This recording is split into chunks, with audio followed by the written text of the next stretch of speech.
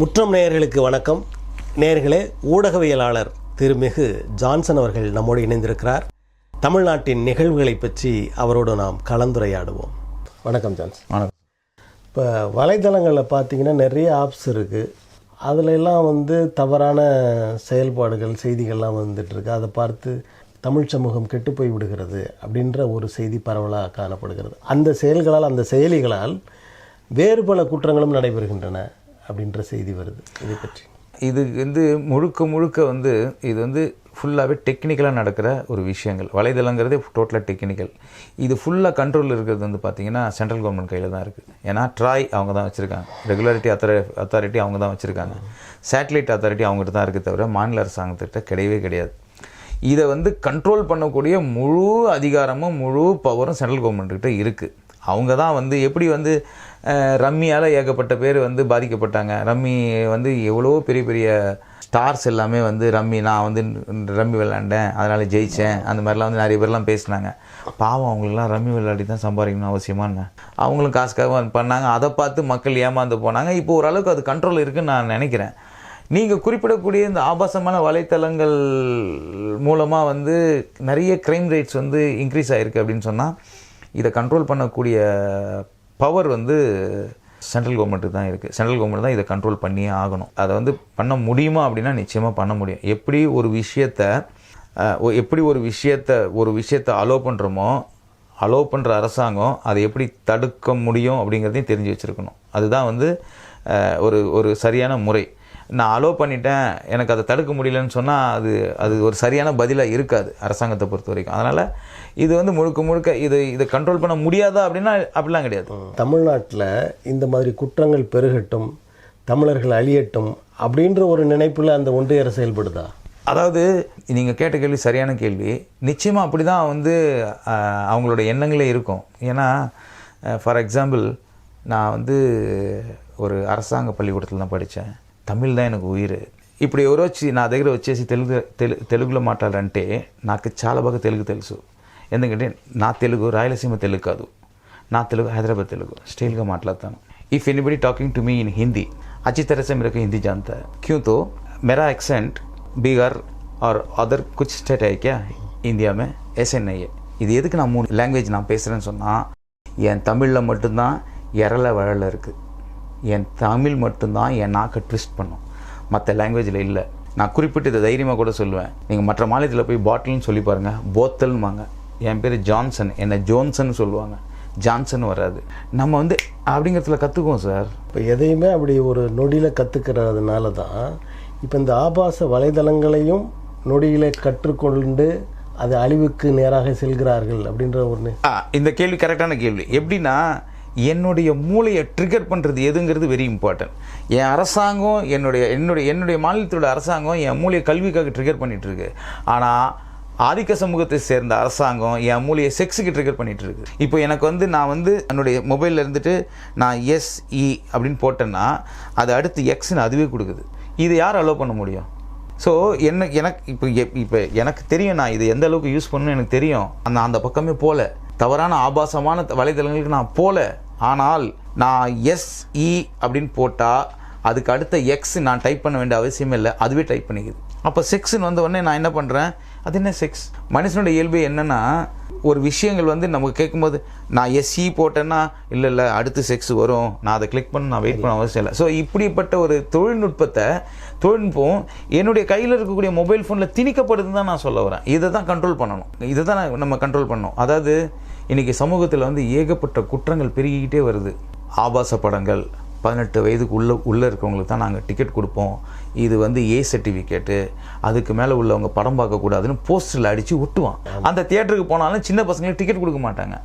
ஆனால் இன்றைக்கி இந்த ஃபோன் 10 வயசு பையன் கையில் இருக்குதுன்னு சொன்னால், அவன் தவறுதலை, 10 வயசு பையனுக்கு செக்ஸ்ன்னு என்னன்னு தெரியாது, அவன் தவறுதலை SE போட்டால் எக்ஸ்ன்னு வந்துடும். அவன் திருப்பி போட்டான்னா அதில் ஆபாசமான படங்கள் வரும். அப்போ பயந்து தூக்கி போட்டுருவான். அப்போ பயந்துருவான், ஐயோ இதில் ஏதோ தவறாக வருது அப்படின்ட்டு. ஆனால் திரும்ப அதை எடுத்து அவனுக்கு நோண்ட தோணும், அதை செக் பண்ண தோணும், அடுத்து என்ன வருதுன்னு செக் பண்ண தோணும். இது என்ன பண்ணுதுன்னு சொன்னால், நீ ஒதுக்க வேண்டிய பேட் ஹேபிட்ஸில் வெளிநாட்டில் உள்ள விஷயங்கள் உன்னை ஒழுக்கமானவனா ஆக்கிக்கணும்னு சொன்னால், நீ கண்ட்ரோல் பண்ண வேண்டிய முதல் விஷயம் பான் சைட்னு போடுறாங்க. நீ அதை பார்த்தாலே உன் ஒழுக்கம் கெட்டு போயிடும் அப்படின்னு சொல்லிட்டு நான் அதை தான் சொல்ல வந்தேன். முன்னெல்லாம் வந்து தியேட்டரில் வந்து ஆபாச படங்கள் வருது அப்படின்னு சொன்னால், ஆபாச படங்கள் வருது, செக்ஸ் படங்கள் வருதுன்னு சொன்னால் இதை 18 வயசுக்கு மேலே இருக்கும் தான் பார்க்கணும்னு சொன்னாங்க. அதுவும் வந்து பரவலாலாம் இருக்காது, எங்கேயோ ஒரு தியேட்டரில் ஓடும், பரவலாலும் கிடைக்கிறதுக்கு வாய்ப்பு இல்லை. ரெண்டாவது வந்து அப்போ வந்து கிரைம் ரேட் ரொம்ப கம்மியாக இருந்தது. இந்த பாலுணர்வு சம்மந்தப்பட்ட படங்கள் கம்மியாக இருந்ததுனால அது சம்மந்தப்பட்ட குற்றச்செயல்களும் கம்மியாக இருந்தது. இன்றைக்கி இது திணிக்கப்பட்டுக்கிட்டு இருக்கு. இது ரொம்ப டேஞ்சரான விஷயம், திணிக்கப்பட்டு இருக்கிறது. இதை கண்ட்ரோல் பண்ண வேண்டியது மாநில அரசு கையில் சேட்டலைட் சம்மந்தப்பட்டதோ இல்லை எதுவுமே கிடையாது. இப்போ ஒன்றும் இல்லை, மாநில அரசு வந்து வேண்டாம் செல்ஃபோன் சொல்லி ஆஃப் பண்ணால் யார் சார் பாதிக்கப்படுவா? இந்த செல்ஃபோனே எங்கள் மாநிலத்தில் நாங்கள் வந்து ஒரு சேட்டலைட் வச்சுக்கிறோம், உங்கள் செல்ஃபோன் கனெக்ஷனை வேண்டாம்னு சொல்லி கொண்டு வரதுக்கு ரொம்ப நேரம் ஆகாது சார். ஏன்னா இந்தியாவிலேயே முதல்ல டிட்கோன் எல்காட்டை சேர்த்து டைட்டில் பார்க்குன்னு சொல்லி ஐடியை கொண்டு வந்ததே திராவிட முன்னேற்ற கழகம் தான். நினச்சா இது உள்ளே வரக்கூடாதுன்னு சொல்லி பேன் பண்ண முடியும், எதுவுமே தேவையில்லைன்னு சொல்லிட்டு பண்ண முடியும். ஓகே, பண்ணுவோம், பண்ணாமல் இருக்க மாட்டோம். இதை ஒரு கண்ட்ரோல் கொண்டு வரும். ஆனால் சுவிட்ச் சென்ட்ரல் கவர்மெண்ட்டுக்கிட்ட இருக்கும்போது மாநில அரசாங்கம் இன்னும் வந்து மாநில அரசாங்கத்தை நாங்கள் போராடி தான் எல்லாத்தையும் பெற்றுக்கிட்டு வளர்ந்துட்டு இருக்கோம், இன்னும் எங்களை நீங்கள் போராட தான் வைக்க போகிறீங்க அப்படின்னு சொன்னால் போராட நாங்கள் தயங்க மாட்டோம். ஏன்னா நாங்கள் எங்களுடைய வளர்ச்சியை எல்லாமே போராடி தான் நாங்கள் வாங்கிட்டு இருக்கோம், போராடி தான் வெற்றி அடைஞ்சிட்டு இருக்கோம். அதனால் எங்களை நீங்கள் போராட சொல்கிறீங்களா, நீங்கள் அதை லெசனாக சொல்லி கொடுத்துட்டே இருக்கீங்கன்னா இந்த மாதிரி தகாத செயலிகள் இங்கே இருக்கிறதுனால அந்த செயலிகளுக்கு ஒன்றிய அரசு கட்டுப்பாடு இல்லாமல் அதை விட்டுறதுனால இந்த பாலியல் வல்லுறவுகள், அதுவும் அந்த தகாத உறவுகள், சிறுமிகள், வயதானவர்கள், பாட்டி, இந்த மாதிரியான ஒரு தகாத நிலைகள்லாம் நடக்குது. கட்டுப்படுத்துவதற்கு நம்ம என்ன செய்யணும்னு நினைக்கிறீங்க? மு.க. ஸ்டாலின் அவர்களை வந்து பிரதமர் ஆக்கிடுங்க. சிம்பிள். திராவிடம் அப்படின்னு சொன்னால் இந்த தென்னிந்தியாவில் உள்ள 4 ஸ்டேட்டையும் குறிக்கும். இந்த 4 ஸ்டேட்டு தான் அவங்க ஃபோக்கஸ். வட மாநிலத்தில் வந்து வளர்ச்சிங்கிறது நீங்கள் எங்கேயுமே வளர்ச்சிங்கிறது ரொம்ப கம்மி கம்பேர்ட் டு அதர் ஸ்டேட். அதனால் ஆட்சி மாற்றம் வந்தால் சில விஷயங்கள் நடக்குங்கிறது சொல்லலாம்.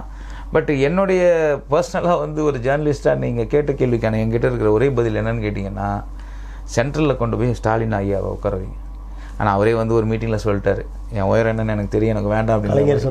கலைஞர் சொன்னதே சொல்லிட்டார். கலைஞர் வந்து ஆயிருக்க வேண்டிய வாய்ப்புகள் அவ்வளோ நேரம் வந்தது, ஏன்னா நிர்ணயிக்கக்கூடிய இடத்துக்கு வந்துட்டாங்க.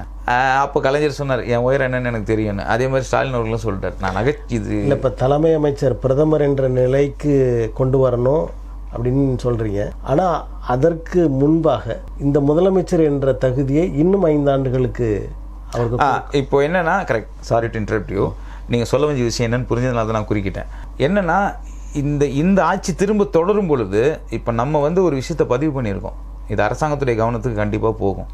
அடுத்த 5 வருஷம் வந்து இவங்களுடைய ஆட்சிகளே தொடரும் பொழுது இந்த விஷயம் குறிப்பாக சொல்லக்கூடிய இந்த விபச்சார ஆப்ஸு, செக்ஸ் சேட் ஆப்ஸு, இதெல்லாமே வந்து இந்த அரசாங்கம் நிச்சயமாக பேன் பண்ணும். ஏன்னா இதை நம்ம பதிவு பண்ணுறோம், இப்படி ஒரு விஷயங்கள் நடக்கிறதுனால பாலியல் குற்றங்கள் பெருகிட்டு வருது, இதை நம்ம கண்ட்ரோல் பண்ணுவோம் அப்படின்றத நம்ம பதிவு பண்ணும்போது இது நிச்சயமாக வந்து அடுத்து வரக்கூடிய மாண்புமிகு முதலமைச்சர் அவர்களுடைய மு.க. ஸ்டாலின் அவர்களுடைய பவர் வரும்பொழுது தடை செய்வதற்கான அனைத்து முயற்சிகளும் கண்டிப்பாக இவங்க எடுப்பாங்க. ஏன்னா இந்த மக்களை, இந்த மண்ணை, இந்த மக்களை, இந்த மொழியை நேசிக்கக்கூடிய ஒரு தலைவன். அதுக்காக அடுத்தவர் வரும்பொழுது நிச்சயமாக இதில் ஒரு பெரிய மாற்றங்கள் கொண்டு வரப்படும்.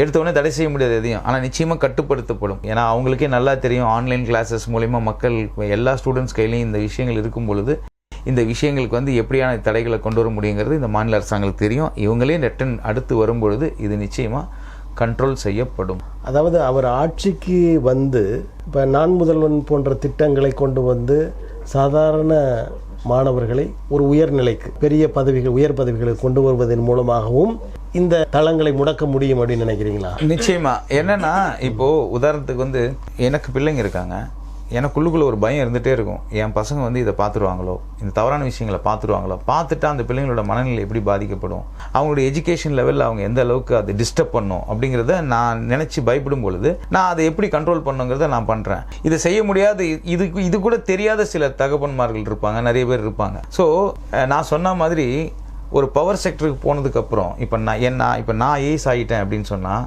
என்னால் அதுக்கான வழிமுறைகள் என்ன? உங்களுடைய அச்சம் உங்களுக்கு தெரியும், அதை மற்றவங்களுக்கு வரவிடக்கூடாதுன்னு நீங்கள் முயற்சி எடுப்பீங்க. இதுதான் நான் முதல்வன் திட்டத்தினுடைய கோர். படிக்கலை அப்படின்னு ஒரு பயம் வந்துருச்சு அப்படின்னு சொன்னால் படிக்க ஆரம்பிச்சிடும். என் பிள்ளைங்களுக்கு இந்த தவறான ஒரு பான் சைட் போயிடுச்சுன்னா என்ன ஆகும் அப்படிங்கிற பயம் வந்துருச்சு அப்படின்னு சொன்னால், ஒருவேளை என்னுடைய பயம் எனக்கு என் பிள்ளைங்க வளர்ந்ததுக்கப்புறம் நான் சொல்கிறேன், இப்போ உங்களுடைய காலகட்டத்தில் இந்த மாதிரி பான் சைட் வந்து இந்த மாதிரி நடந்துட்டு இருந்தது, இப்போ 2 வருஷம் கையில் இருக்குது, நீ ஐஏஎஸ் ஆகிட்ட அப்படின்னு சொன்னால் இந்த விஷயத்தை ஏதாவது தடை செய்யணும், நிச்சயமாக நான் பண்ணுறேன்னுவான்.